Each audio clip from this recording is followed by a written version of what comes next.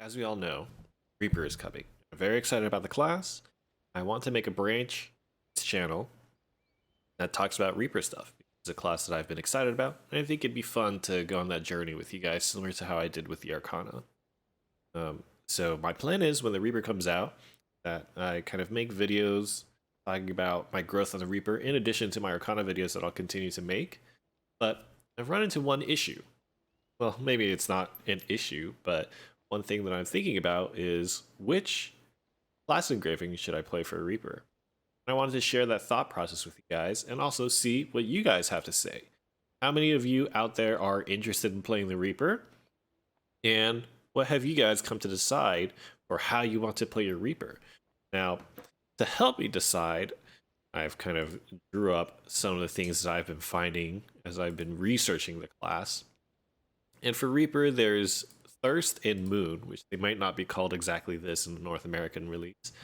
But this is where I'm kind of just taking a poll, right? I want to gather your guys' opinion too and see what you guys have to say. And then I also wanted to share two perspectives about both these class engravings to see if we could, help understand these a little bit better. So as a general overview, as I was typing these things out, Thirst is a high uptime swiftness type of class. You're really trying to optimize your back attack spots. Reaper has a lot of abilities that allow it to stick on the rear, as I've been understanding.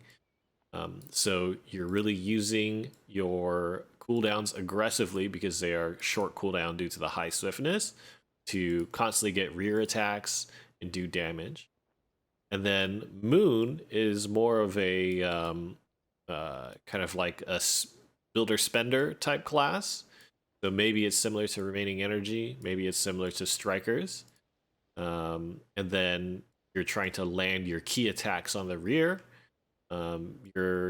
It's key to hit your abilities because meter generation is super important. Precision and meter generation important.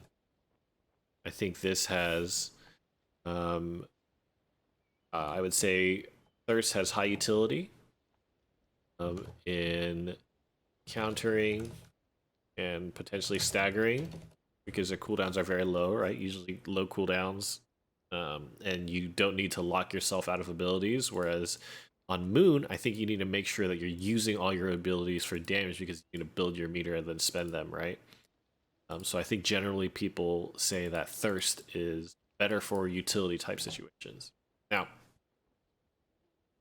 if you guys are trying to decide which class engraving that you want to play on Reaper, personally, for me, I'm looking for a class that has a high demand for performance. When I play Arcana, the reason why I enjoy Arcana so much is because there's a lot of ways for you to express yourself. And that's not just to say that it is a convoluted or complicated class.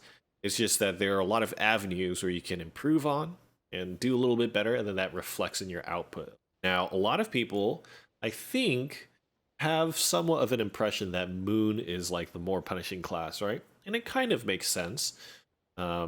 People say that you need to make sure you hit the back attacks on your key skills. If you miss them, then you lose out on a lot of damage.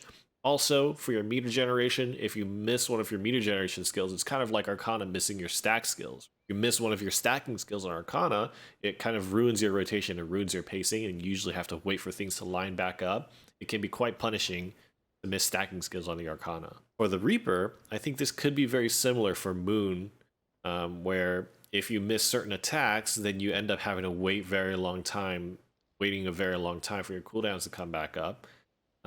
And so it demands a certain level of precision from the player. So people say that it's easier to get into Thirst because there's a lot more leniency. You don't have to build meter all the time, right? Once you achieve Thirst, generally you're able to hold Thirst for a very, very long time. And then compare that to Moon, where there's more opportunity for you to get punished. So in that sense, I think Moon sounds like it would be better. But stay with me here. This is the main point of what I want to talk about, and see what you guys have to say and see what you guys have decided. If you're following up until now, let me know in the comments if that's kind of your understanding and if you are making your decision based on that. However, let's talk about Thirst a little bit in high swiftness and high uptime. Now, it's true to say that I would say, like, the entry level for Thirst seems like it's much simpler to get into. You have a lot of freedom, you have low cooldowns. This means that your mobility skills will be faster. You generally move around faster, so you're able to avoid mechanics easier. Your teleports come up faster, so you're able to maneuver around the boss more freely. Where I would say that this conversation gets a little bit more ambiguous is at the high end. Let's say I go back and I do Vulcan, which we should all be much more familiar with here in the West since Vulcan has been out for quite a while. I think that it would be pretty easy for me to do on Moon. Maybe even though I know a fight like Vicus, maybe that would be a little bit harder because there's many more opportunities for Vicus to choose movesets that might be uncomfortable for a Moon Reaper. But maybe not even then, right? It might be actually really nice because of the downtime. Usually when there's downtime in fights, that benefits burst classes a lot because while the boss is invulnerable or unable to be attacked, your cooldowns are coming back up, whereas the uptime classes can't make use of their many cycles of skills that help them keep up with damage. So at the high end, I think there's some complications for Thirst Reaper. In addition to this, I think that there's an important point to be said about your capability to make decisions, right? Even though Thirst Reaper has a easier entry level, what this means at the high level is that you have a lot more opportunity to have agency over the fight. When you have lower cooldowns, your movement speed is faster, you can put yourself in more dangerous situations, you can do more with your class because you have more flexibility. And I'm thinking about this and I wonder if Thirst Reaper might actually be better for a high-end performance type situation where you can really kind of show off your mechanical skill. First of all, swiftness classes kind of demand a lot from the player at the high end because your cooldowns are so fast and you need to be cycling your skills to keep up with damage, right? It's not okay for a Thirst Reaper to just land 1 or 2 skills because those single skills don't do a lot of damage. You need to be cycling your cooldowns and landing 2, 3, 4, 5 repetitions of your skills to match maybe say Moon that just needs to land 1 big hit, right? Of course, this is kind of a simplified comparison, but the sentiment is there, right? You need to land many more of your skills off cooldown for the swiftness class to catch up in damage to the burst class. So alongside the high execution demand in terms of making sure you're keeping things on cooldown, utilizing your high speed effectively, kind of that fast-paced gameplay that you need to constantly keep up with, and the fact that because you have so many cooldowns at your toolset, you're able to do a lot more. Maybe Thirst Reaper is actually more skill expressive than Moon Reaper, right? Whereas the Moon Reaper might feel like it's kind of one-dimensional. You can only use your skills to build meter, and everything needs to be headed in the direction of doing damage. Whereas a Thirst Reaper maybe can use a lot of mobility to weave in and out of mechanics, do damage where they need to, where other classes might be too risky to go for certain pieces of uptime that the boss gives you. Or to be able to clutch out mechanics in a fight where you need to traverse the map, maybe hit a counter, maybe do a stagger check. All of a sudden, the responsibilities that a Thirst Reaper can undertake in a raid widens out, right? The possibility of what they can do expands. So I'm wondering what you guys think about this. Do you think that if we're talking about after a certain level of proficiency, so I'm not concerned with the entry level of the class because I know that I'm going to put in the time to learn that. What about at the high end? Is Moon Reaper really the one that takes more skill to play or has more opportunity for expression? Maybe that's what I should say. Or does Thirst Reaper have more opportunity for expression? This is something that I'm really curious about. I wonder if in the end I'll build both class specializations and try them both.